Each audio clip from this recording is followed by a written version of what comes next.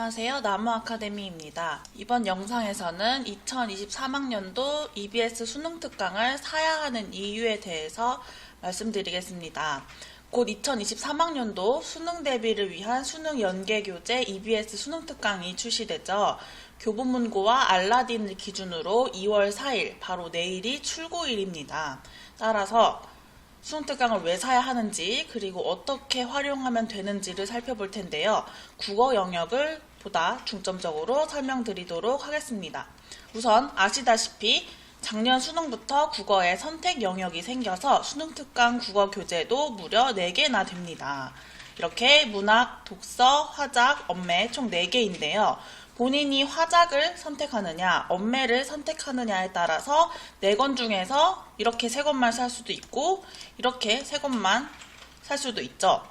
물론 나는 수시를 쓸 거고 학교 내신에서 화작, 언매를 둘 다 다룬다. 그렇다면은 화작, 언매를 둘 다 사야겠지만요.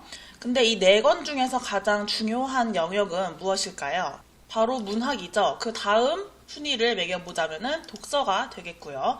수능 연계 비율이 70에서 50으로 줄어들었고, 연계도 직접 연계가 아닌 간접 연계이긴 하지만 연계 비율과 연계 방식이 달라졌다고 해서 중요도가 떨어진 것은 절대 아닙니다.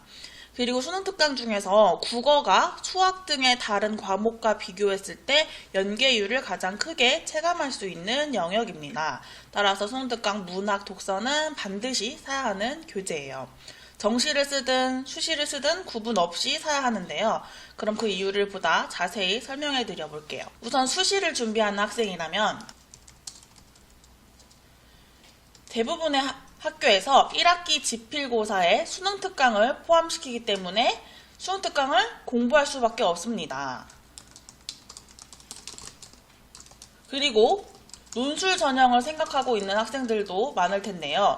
약수령 논술을 실시하는 대학들 중에서 수능 특강을 중심으로 문항을 출제하는 경우가 많습니다. 따라서 수능 특강에 실린 제재들을 알고 있다면 이 논술에 유리할 수가 있겠죠.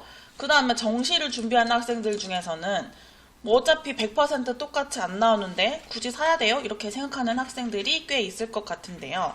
물론 100% 똑같이 나오면 안 되죠. 수능이 암기 능력만을 테스트하는 게 아니잖아요. 근데 분명 수능 특강을 열심히 공부한 사람에게 유리한 문제가 있습니다. 특히 산문문학의 경우 수특에 수록된 작품 그대로 나오지 않고 그 작품의 다른 부분이 나오죠. 작년 수능을 예로 살펴볼게요.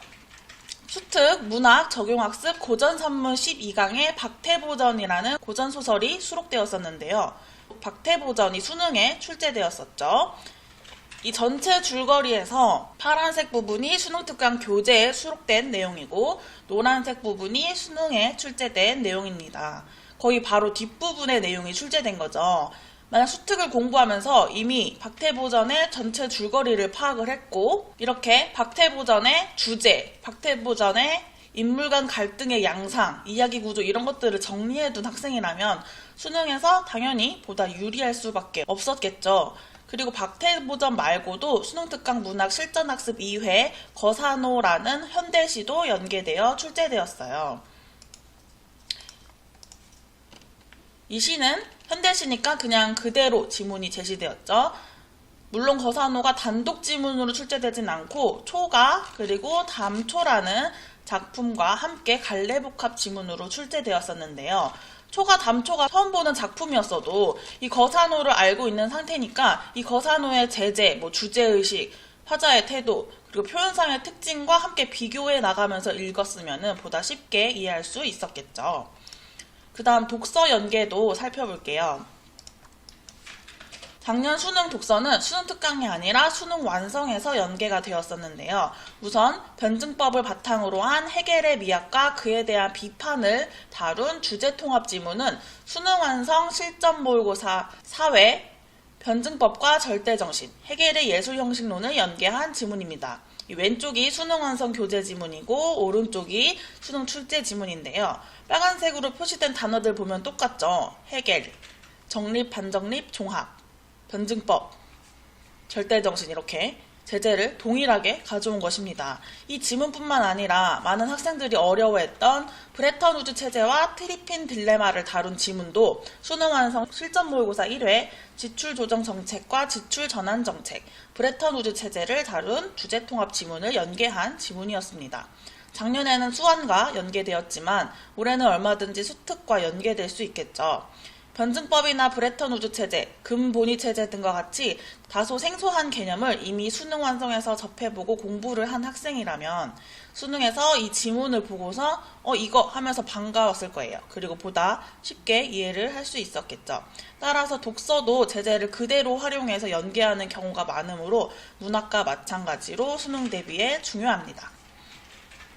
그리고 또 정시를 준비하는 학생 중에 그냥 기출문제나 사설 모의고사 문제, 다른 출판사 문제집 풀면 안 돼요? 라고 생각을 하는 학생들도 정말 많을 것 같습니다.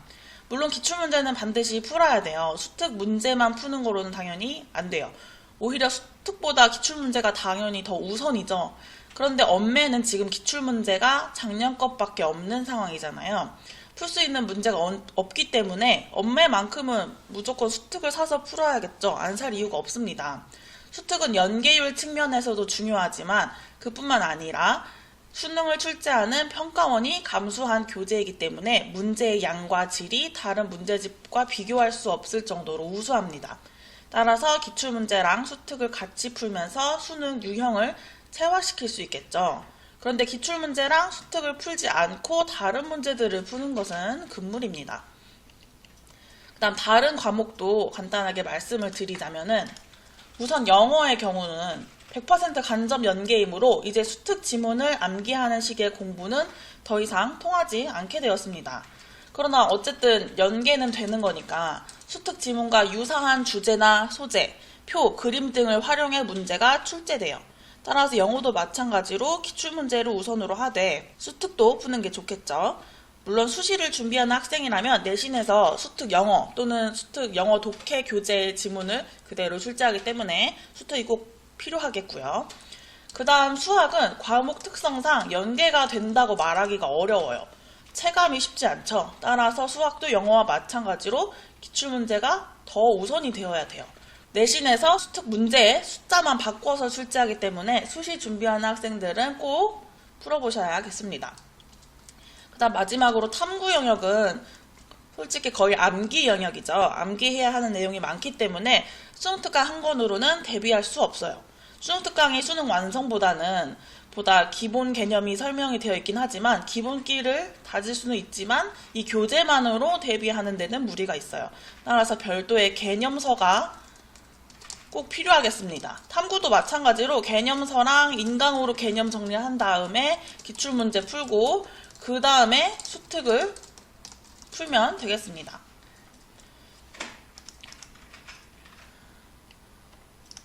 앞서 말씀드린 내용을 정리해보자면 우선 수특, 문학, 독서는 무조건 사야 됩니다. 그리고 문학은 반드시 전체 수록된 작품을 정리해야 해요. 작품의 주제, 특징들을 반드시 꼼꼼하게 정리해 두셔야 됩니다. 특히 산문문학은 아까도 말씀드렸듯이 전체 줄거리를 아는 게 정말 중요하다고 했으니 전체 줄거리, 인물의 특성 이런 거 꼼꼼하게 정리해 보셔야 합니다. 그리고 다른 과목들도 수능특강 교재를 안 살 이유가 없습니다. 굳이 정말 사지 않아도 되는 과목을 하나만 꼽으라면은 수학이 되겠지만 그래도 꼭 연계 여부를 의식하기보다 그냥 문제풀이 관점에서 수학, 수특도 풀면 좋잖아요. 도움이 되죠. 수학 역시 사지 말아야 할 이유는 없어요. 따라서 수특 교재 꼭 전체 다 구매하셔서 인강도 들으시고 문제도 풀으시고 오답도 정리하고 100% 활용하시길 바랍니다.